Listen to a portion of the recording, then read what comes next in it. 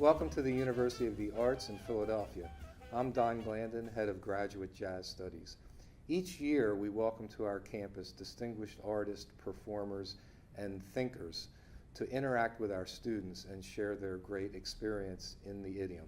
October the 16th, 2017 was a special day as we welcomed Kenny Barron to our campus. Kenny is a native Philadelphian.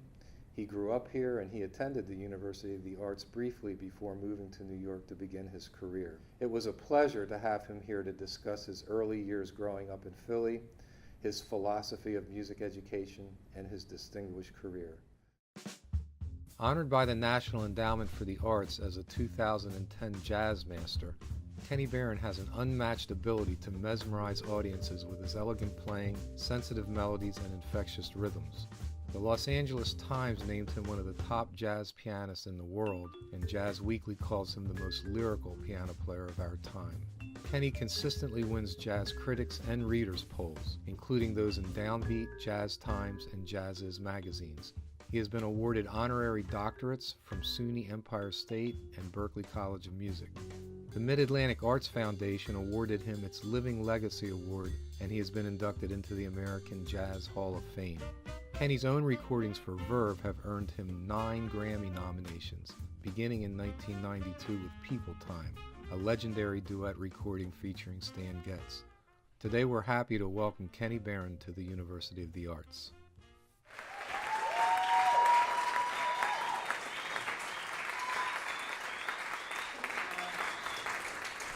Thank you very much. In terms of the Grammy nominations, I feel like Susan Lucci. You know who she is? You know, she was nominated for all these Emmys, I think, for daytime soap opera, 20-something times. She never won. So I'm in that same room. I've never won. So, but anyway, it's an honor just to be nominated. So I'm going to start actually by playing for you. One of my favorite composers is Billie Holiday. So I'm going to play a piece entitled Isfahan. Isfahan is located in Iran. So it's not so peaceful there right now, but I think this he wrote this. I think it was the occasion of a Middle East tour by Duke Ellington. So Isfahan. Well, now it's a surprise because I have no idea what this piano sounds like or feels like. But that's part of the fun. You know? So when you play piano on your tour, so you get to play what I call the piano du jour, piano of the day. So sometimes it can be a pleasant surprise, sometimes it can be a horrible surprise. But all the notes seem to work.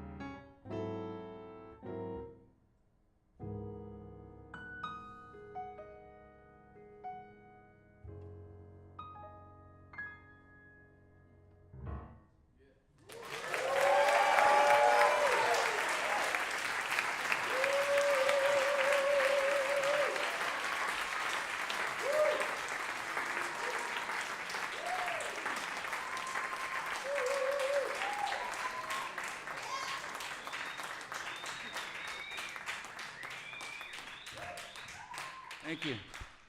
Beautiful. Thank you, sir. So I have a picture of a couple young guys up here. JP, you recognize those guys? Whoa. It's outside the music building.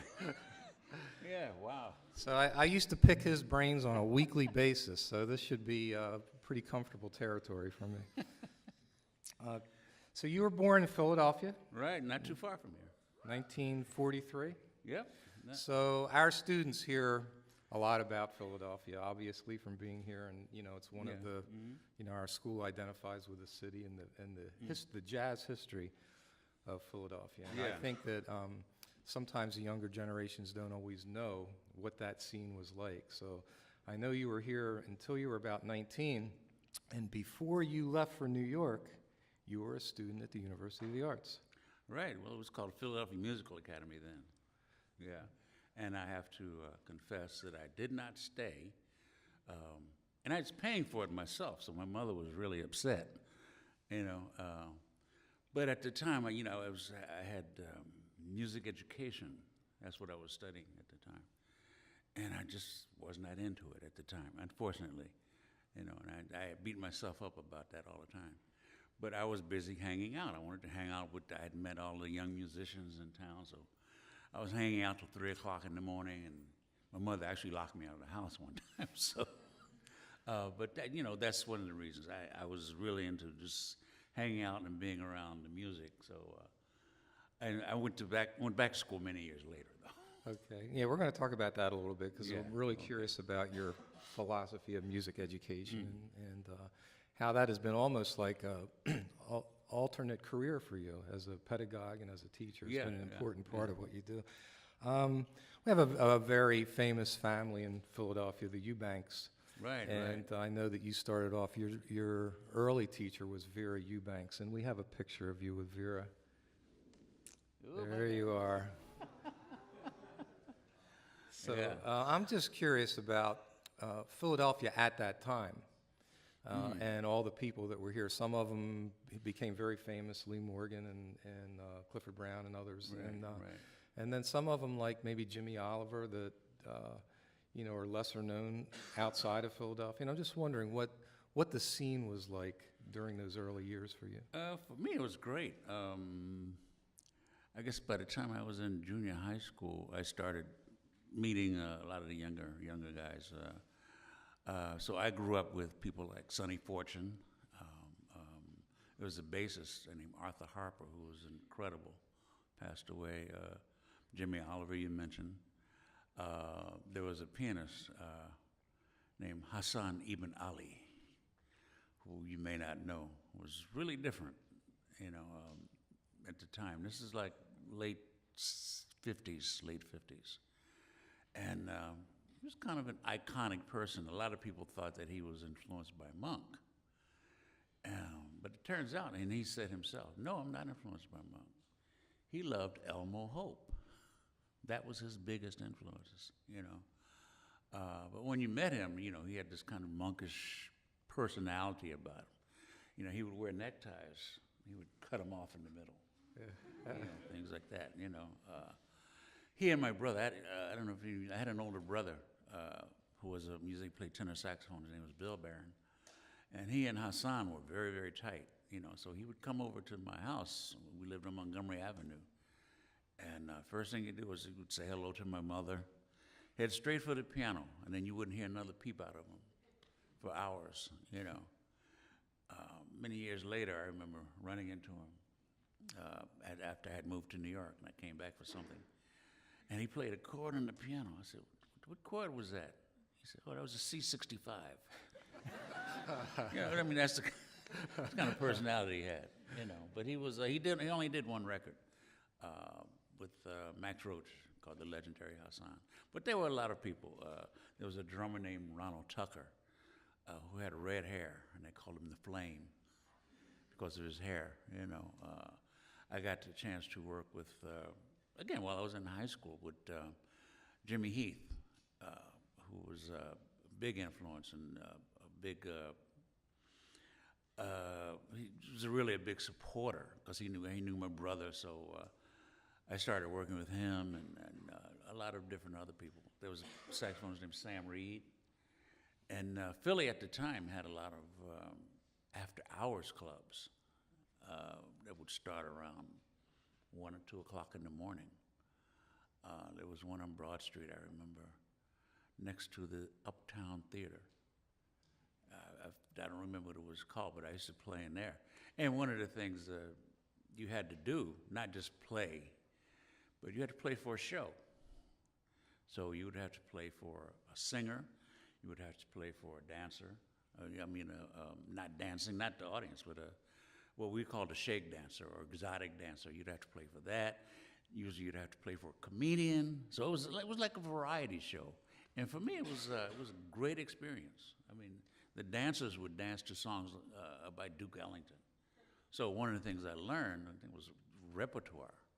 You know, I learned a lot of songs, a lot of songs. So when I see somebody pull out a real book now, I say, come on. Now, I was somewhere doing a workshop playing a blues, and he pulled out a real book. I said, come on. No, on a blues? You know, so it's a good thing to just kind of memorize and learn. You can learn a song a day. You can actually do that. That's 365 songs, you know. So you should have at your command a list of songs, maybe 500 or 600 songs that you can call on at any time. Somebody says, "You know this song?" "Yeah, I know it." You know. Of course, you're not going to know every song. Phil Woods got me one time. I was working with Phil somewhere, and kept calling all these standards, and most of them I knew. There were a couple I didn't know, but I had heard them, so I could kind of fiddle my way around until eventually I learned it. So at the end of the song, he would say, "Yeah, you fish good." I'm trying to fish and find the right changes. Yeah, you fish good. But to your point, Philly was great. It was a great place. Just before we leave that, in addition to that one album by Hassan, there was a piano player that did one album that nobody knows about, and I'm wondering if you ever had any contact with him. I guess it was Max and Mingus did a label, Debut Records. And Yeah, they put out. label, I think they put out Thad Jones' first album. Yeah. On that label, and they did a Philadelphia pianist named John Dennis. I've never heard of him. Dennis. I've heard the name, but I'm not really that familiar with him. Very curious that he's never come up in any other recordings or. To your point about the standards, I think that this incredible level of lyricism that you have, the way that your lines are, the beauty of the singing nature of your lines, I think, I'm curious if you feel that knowing all those standards has shaped your melodic conception when you improvise. I would say yes, it has, because that's basically how I learned to play, learning standards. There are a lot of songs that don't have, because they're basically 2/5, most standards, 2/5, 2/5/1, that kind of situation. I played a lot of my brother's music when I was coming up, and he didn't use a lot of 2/5s, 2/5/1s. He used a lot of interesting chord voicings and interesting movement. And one of the things that I found helped, actually, is that I did play standards. So it helped me to kind of negotiate through those unusual chord changes. Because one of the things you can't do when somebody writes music like that, at least then, you can't play your normal stuff. You can't play your little cliches that you have, You have to really come up with something. And fortunately, being able to play through those standard changes kind of helped me a lot, I think. When I guess you left Philly around 1960, 61? Actually, 61, yeah. 61. And after doing some gigs around New York, you got on Dizzy Gillespie's band. Yeah, eventually. That was through James Moody. Okay. When I first moved to New York, I lived, which is a great neighborhood, I lived on the Lower East Side. So I could walk to the 5 spot, and it were two brothers, Iggy and Joe Termini. They owned the 5 spot, and they also owned another club that I could walk to called the Jazz Gallery. But anyway, I walked to the 5 spot, and Moody happened to be working there, and he knew my brother. Said, "Come on up, kid, play something." So I played, and he hired me. So I started working with him, and then through him, I got the job with Moody, and I was there for 4 years. 4 years. Yeah. Okay. Now you told me something one time that towards the end of your time with Dizzy, you got so you knew every note of every solo, that you knew what was coming. Yeah, and that's unfortunately that was one of the reasons I decided it was time to leave, because I was starting to do that. You know, I was starting to become very predictable. You know, what's going to happen? I mean, Dizzy had nothing to prove at that point. You know, so he would, he would tend to play, not all the time, but sometimes he would tend to play certain things. So always, you could count on that. You know, and I was starting to do that as well. You know, so I think maybe I need to just go ahead and leave. You know, my wife wasn't very happy about that. Yeah, I think sometimes young players don't realize that everybody, no matter how great, has a certain vocabulary, a certain way that they play. And that's very true. I mean, even today, you know, I've hear myself playing certain things that I do constantly. And then I've heard there's a friend of mine, an Italian pianist named Daro Moroni. So he looks at me sometimes. We do duo concerts, and he'll play a certain lick that he knows I play a lot, and he'll look at me and laugh. But I mean, it's normal. It's really very normal. I was interested to read about your relationship with Yusef Lateef, because if your bio is accurate, you credit him with having an impact on your improvisational concept. Oh yeah, very much so, very much so. Yusef, when I first started working with him, he was playing some unusual music, kind of like my brother, different chord changes, different kinds of movement, and also different rhythmically. I mean, not odd times, but just the whole body of it, the rhythms were very unusual.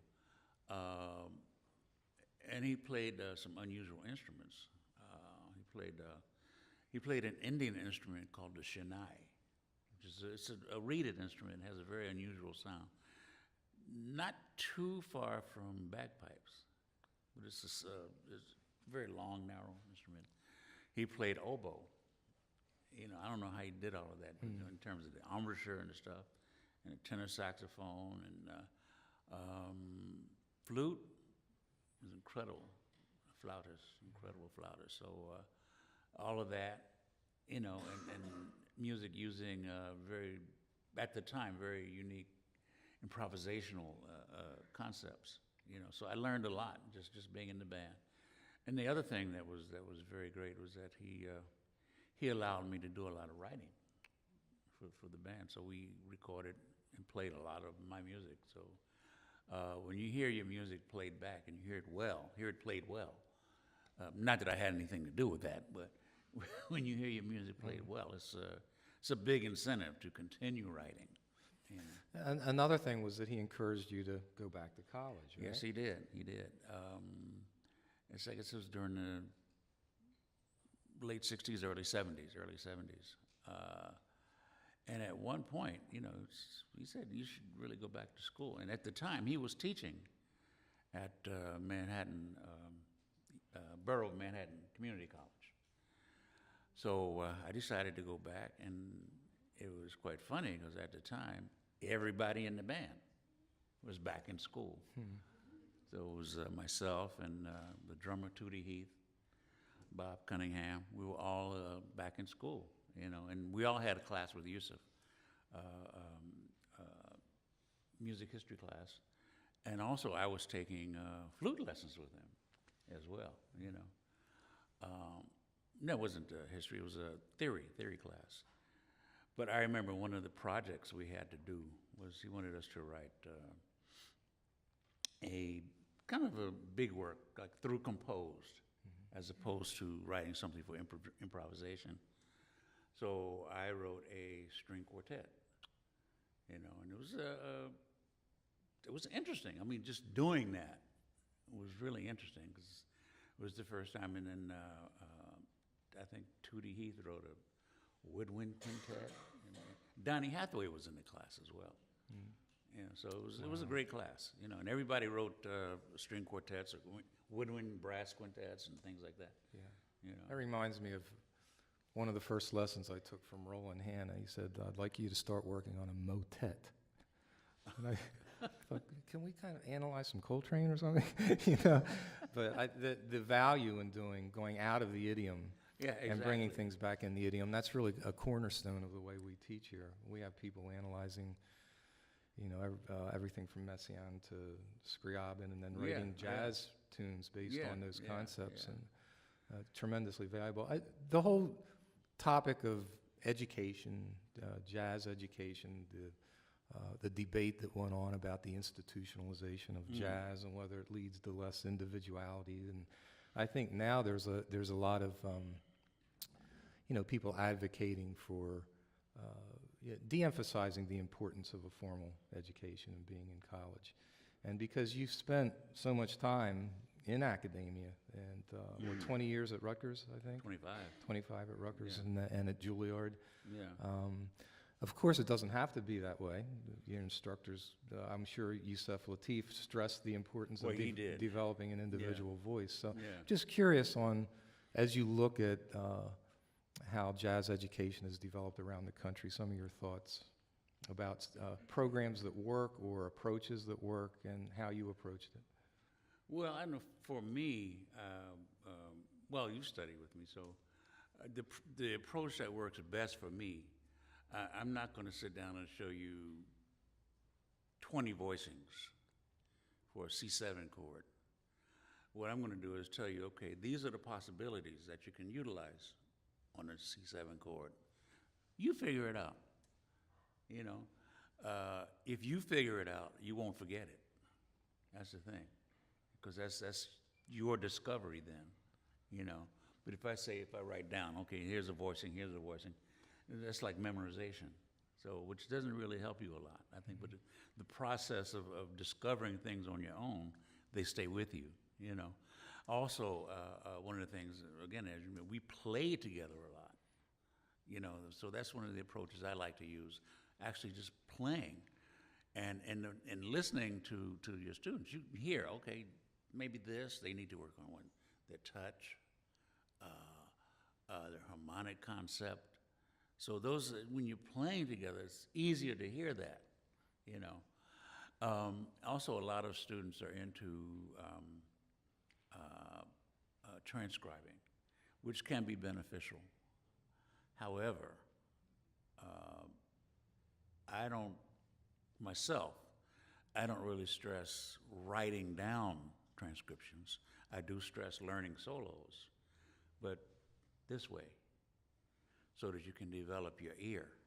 I mean, you have to do that will help you develop your ear anyway by writing it down. But the thing that happens is when you write things down, sometimes you get involved only with the notes.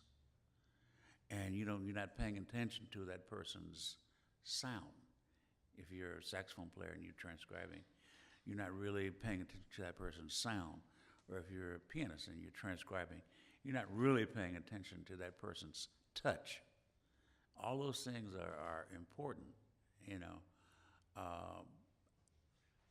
Miles Davis, I guess in 1956, 57, came out with the record Round About Midnight.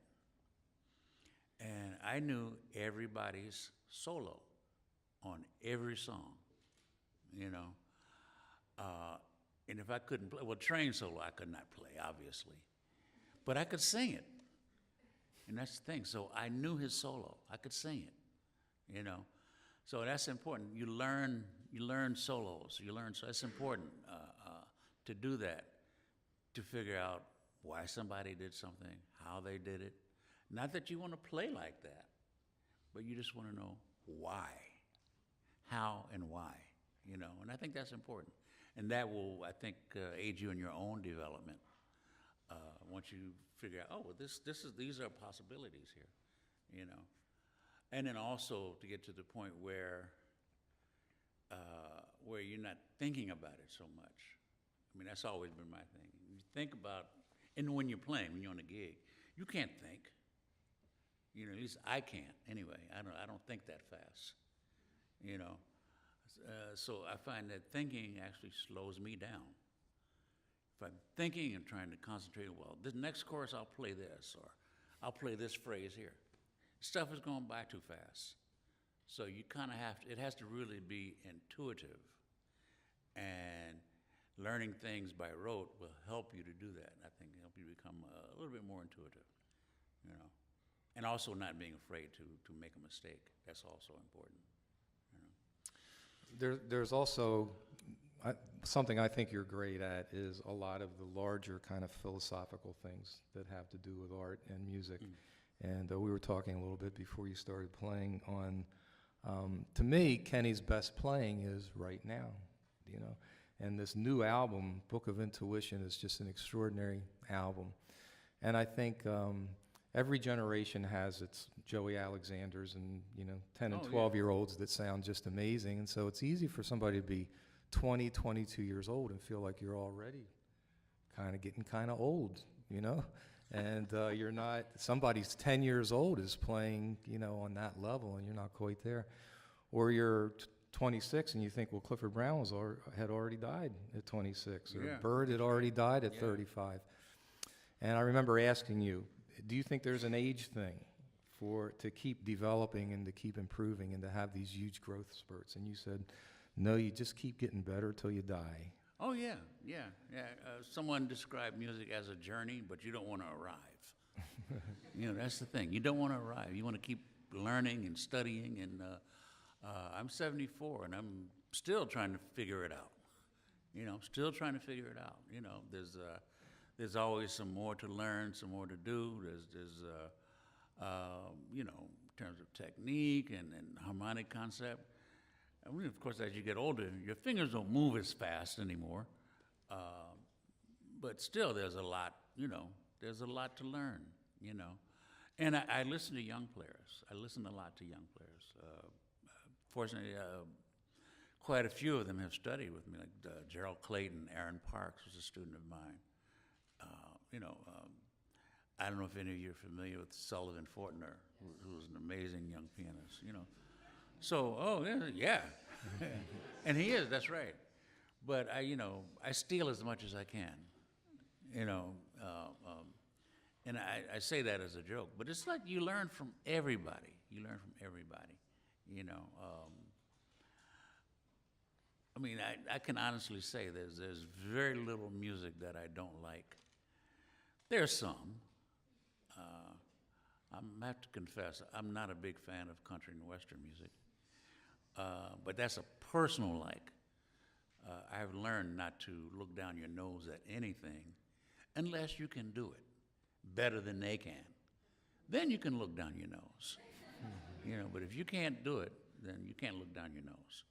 You know, so there's something you can learn from every musical situation.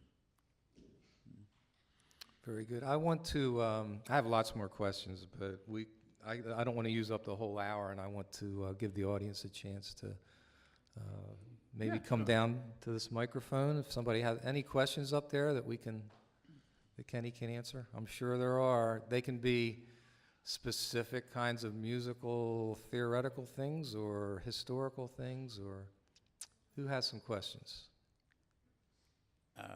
Connor, could you come to the microphone? We want to make sure we get your question recorded.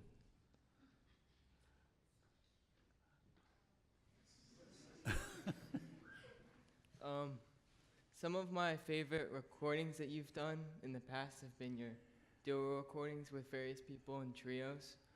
So I was just wondering, like, your process in playing with just a bass player, or just a saxophonist, or just another piano player. So what was the question? Like, how is your process different than with the whole band? Well, I think one of the things you're very conscious of is leaving a little bit more space. You know, you don't want to play as much as, say, if you're playing with a drummer, You know, you sometimes, well, at least for me, when I play with a rhythm section, I listen a lot to the drummer. You know, and sometimes we wind up doing a lot of things together. But if you're playing in a duo situation, you want to leave space for a little more, especially with the bassist, a little more interaction, a little more space. You don't want to fill up all of the bass player's space, and just as I don't want him filling up all of my space, you know. So you leave space, so I may play a little more sparse. Playing with a saxophone player is a little bit different, a horn player, because you do have to be a little more proactive rhythmically when you're playing with a horn player, because there's no drummer, no bass player. So that's the only change. You may play a little bit more in that situation. Some of the duo things I've done, like I did a duo thing with the violinist, Regina Carter, who has big ears. So one of the things that started that project, we were in the studio one time and told the engineer, just let the tape run. And we just played whatever. And what came out actually wound up being the title tune for the CD it was called Free Fall. And we just played. And wherever I went, she went. Wherever she went, I went.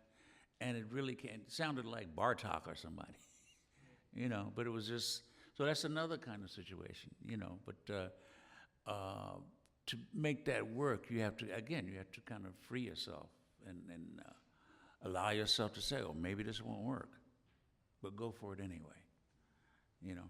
I don't know if that makes sense to you. Yeah, just like taking chances. Okay. I think, JP, do you have the recording of East of the Sun? Could just on that subject, I'm curious about the duo recordings with Stan Getz. Because I believe that this was his last recording around 91. It was, yeah, it was. So this is from a double album called People Time. And the first time I heard that, I thought these are like Beethoven string quartets or something. Every note is perfect. Well, I don't know about that, but thank you. Well, if you'd like to, maybe we can listen to 2 or 3 minutes. Yeah. So that was a magical relationship, just how intensely lyrical both of you guys are when you played together. It had to be special. It was very special. And I think one of the reasons it worked so much is that Stan was very lyrical. And so it kind of prompted me to try and play that way as well. So I owe him a debt in terms of that, especially in terms of that, you know, trying to just play as pretty as he played.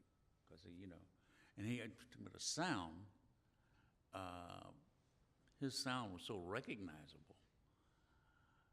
So even my wife, who's not a musician, she recognizes Stan right away from his sound. She recognizes John Coltrane right away from his sound, you know. But Stan had a sound that was very, very special. He could play a ballad and make you cry.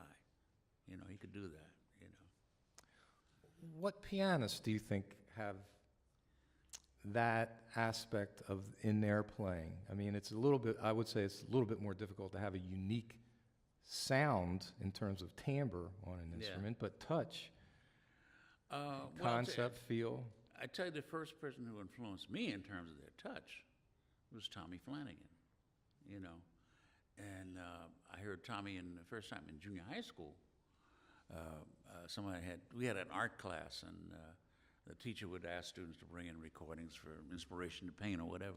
So a friend of mine brought in a recording with it was Miles Davis and Sonny Rollins, Tommy, and I think Doug Watkins, maybe, and they did a Dave Brubeck piece, "In Your Own Sweet Way," and immediately, I mean, Tommy got me just with his touch. It was like pearls, you know.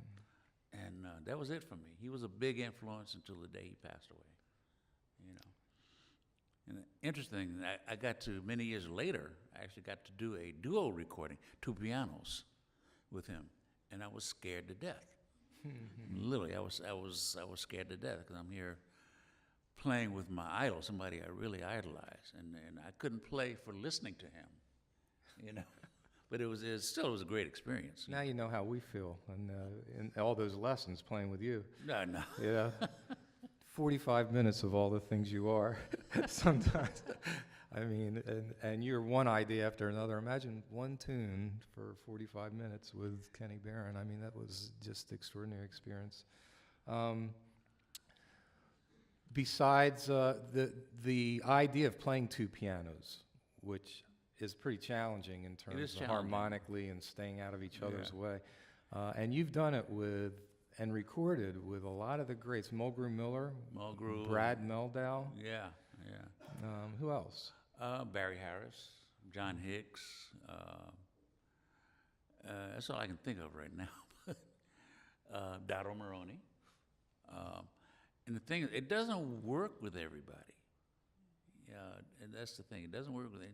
It has nothing to do with you or the other person not being a good player. Sometimes you have different concepts of time, and that's very important, you know. Somebody may play a little bit ahead of the beat, somebody may play a little bit behind the beat. So that can lead to some rhythmic disparity there, you know, which can lead to some clashes, you know. I mean, fortunately, I've been lucky, and all the guys I've played with, it's been great. Probably Mulgrew for me is probably the one I've had the most fun with. Not the most fun, but because we've done it more. We had done it more than anybody. Than I had done it with anybody else. I mean, we did big tours in Europe and stuff. So, and we never rehearsed ever. You know, we never planned a set. You know, we would sit down and he would look at me and say, "Go ahead," or I'd look at him and say, "Go ahead."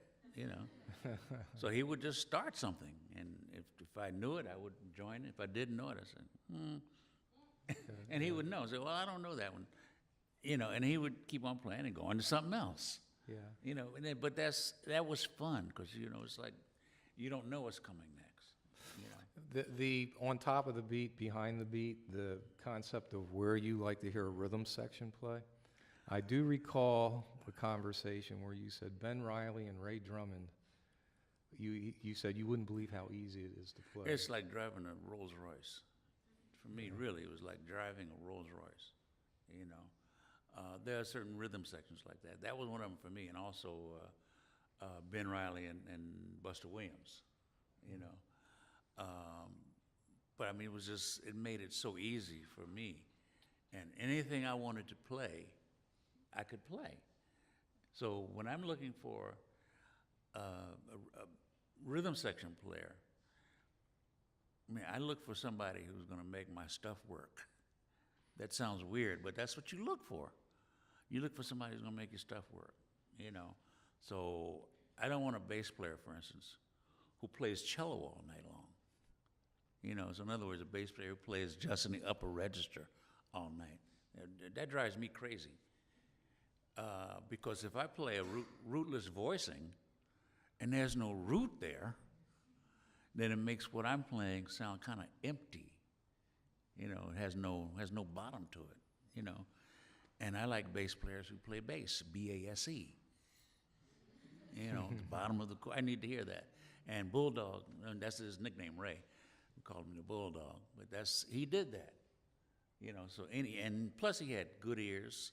So anywhere I went, he was right there with me, you know. And Ben Riley had another kind of touch. But on cymbals, his cymbal beat was really magical. You know, for me, it's drummers. It's not so much about this kind of stuff. For me, it's about this. You know, the cymbal beat. You know, because if the cymbal beat is clear, nothing else matters. All the other stuff is gravy. But the cymbal beat, you know. Didn't you tell me there was a guy went around sitting in just with a ride cymbal? And oh yeah. What was his name? I can't think of it. Leon Parker. I was working at Bradley's with Harvey S. And this guy came in and Harvey said, "Man, you got to check this guy out." And all he had was a ride cymbal. That was it. No sock cymbal, you know. So he just set up his ride cymbal. No, and that was it. I didn't miss a thing because the cymbal beat was so happening, you know. And I actually hired him to make some gigs with me, you know. And it was great. I mean, it was really great. I mean, I never took him on the road, but I can imagine. No overweight, you know. No drum set, so easy to travel. That ride cymbal and the attack of the bass are locked in on top of the beat. Yeah, It feels yeah. like nothing else. Yeah, right? exactly. That was so like, it's like anything you go for, you can reach. If the situation is right, if the cymbal beat is great and the bass player and the time is right, anything you try and reach, you pretty much can. Yeah, that's wonderful. We have another question. Could you come over to the mic?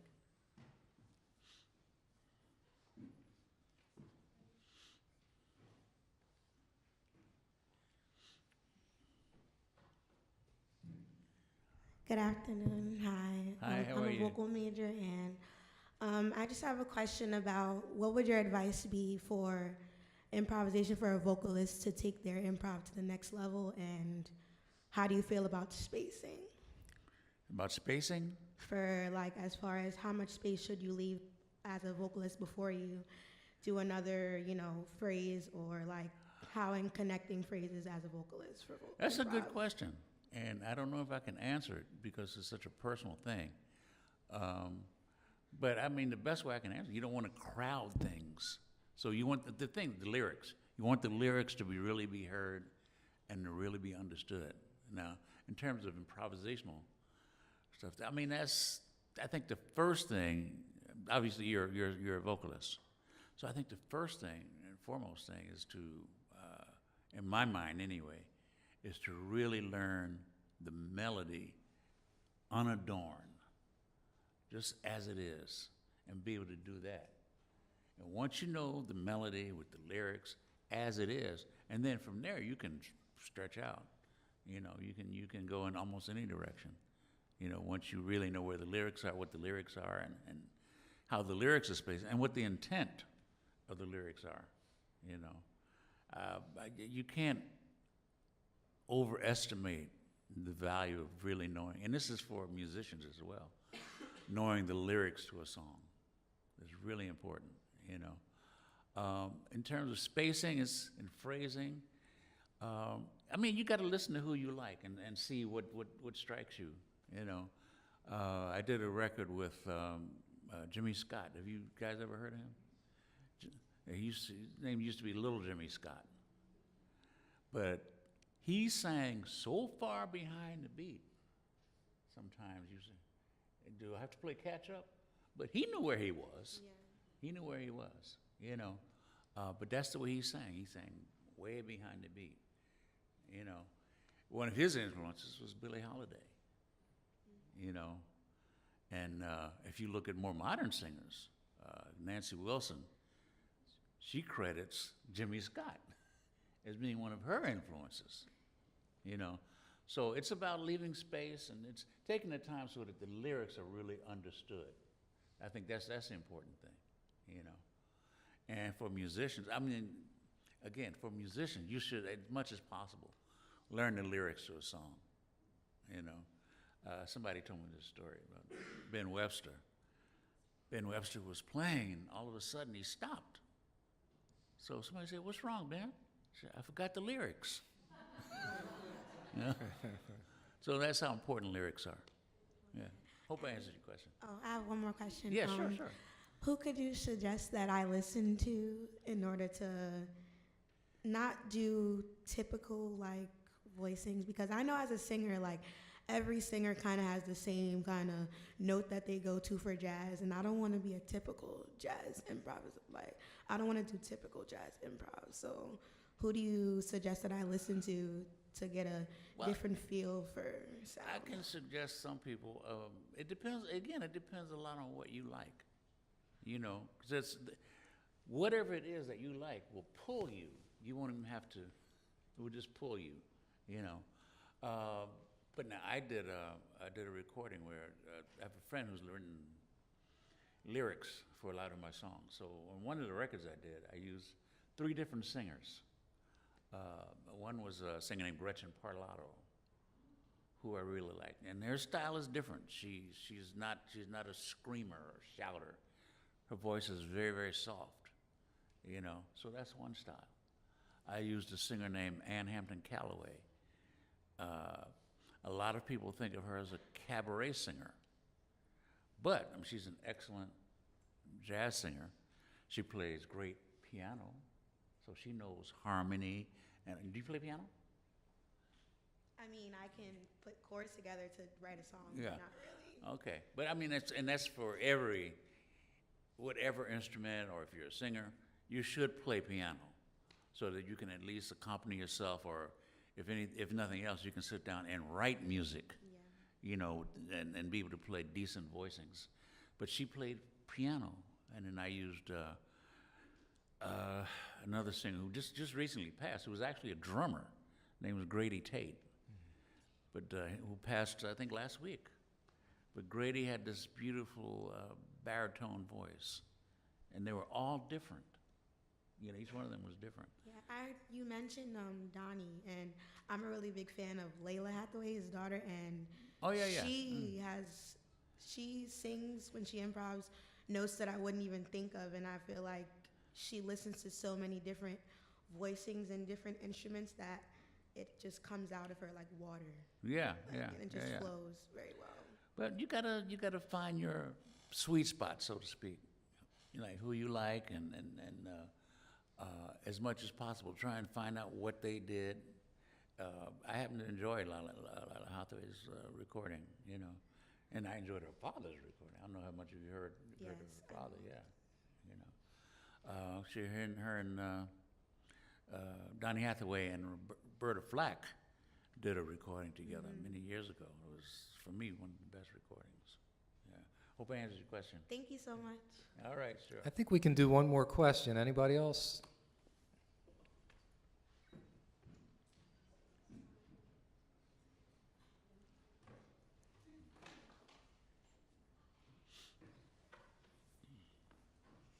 Hello. Hi, how are you? Well, and yourself? So you went back to college a little bit later, not the typical just getting out of high school, going straight into music education. And you were out gigging and performing and really working before you went to school. So what would you say one or some of the most useful things you learned that you didn't necessarily learn from being out in the gig? You learned from just going to college and getting that different type of education than the actual in-person performance. I think I understood your question. I'm not sure. Okay. I think when you're performing, there's a certain thing you learn as opposed to school. You know, practical experience will teach you some things that you won't learn in the classroom. You know, stuff in the classroom is great, and hopefully you get some experience actually playing, because that's important. You know, but your real education will start when you're out there. You know, in terms of your musical experience and living life. And one of the things that happens with experience that's important is when you're in here studying, you don't really have any stories to tell because you're young, you're very young. You haven't lived, you know. And that's one of the big differences between school. In school, you learn technique and you can work on your sound and things like that. But what experience will give you is something that you can't get in here, you know. And I'm not negating what's in here because it's very important, you know. But when you're out there, you know, I'll sum it up this way. I was talking with Ben Riley, and we were talking about young players and young musicians. And he was saying, yeah, well, I mean, right now, they don't really have any stories to tell, you know. And you say they'll be okay as soon as they have their hearts broken, you know. And that's what it's about. Experience, having experiences, that'll make all the difference in the world, you know. Here, you can work on your technique and get the instrument. What do you do? What instrument? I'm a vocalist. You're a vocalist. Okay, but it's the same thing. You work on your vocal techniques and you get all of that together. But what will happen out there is that you'll learn how to emote.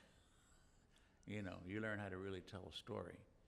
You know, the greatest compliment I ever got, ever in my life, and it only happened twice in 74 years, is making somebody cry. You know, it only happened twice in my life. You know, and when you're able to do that, I mean, I can't tell you what a special feeling that is.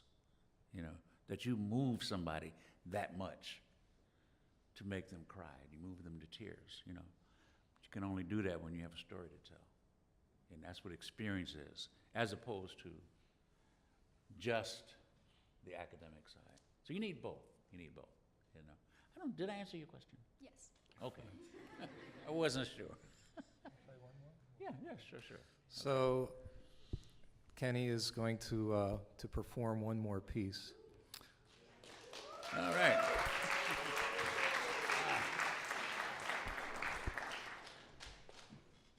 One of the things that's important for me, can you hear me? Yeah. Okay. I love to play ballads. And for me, that kind of separates. When you play something fast, you can, I guess in the vernacular, you can get over. But when you play a ballad, you know, you're kind of exposed. So any shortcomings you have in terms of being able to negotiate chords and things like that, it will definitely show up on a ballad. So learn to play ballads. All right? So that's what I'm.